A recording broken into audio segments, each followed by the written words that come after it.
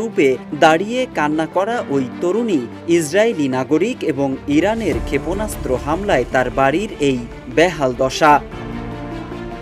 এদিকে তরুণীর ওই ভিডিওটি শেয়ার করে নানান মন্তব্য করতে দেখা গেছে নেটিজেনদের। অনেকেই আবার ইসরায়েল কর্তৃক ফিলিস্তিনিদের উপর হামলার প্রসঙ্গ এবং ইরানের ইসরায়েলে ক্ষেপণাস্ত্র হামলার প্রসঙ্গ টেনে নানান মন্তব্য করছেন। তবে ইসরায়েলি তরুণী দাবি করে ভিডিওটি প্রচার করা হলেও ফ্যাক্ট চেকিং প্রতিষ্ঠান রিউমার স্ক্যানার এই ভিডিও সম্পর্কে দিয়েছে ভিন্ন তথ্য।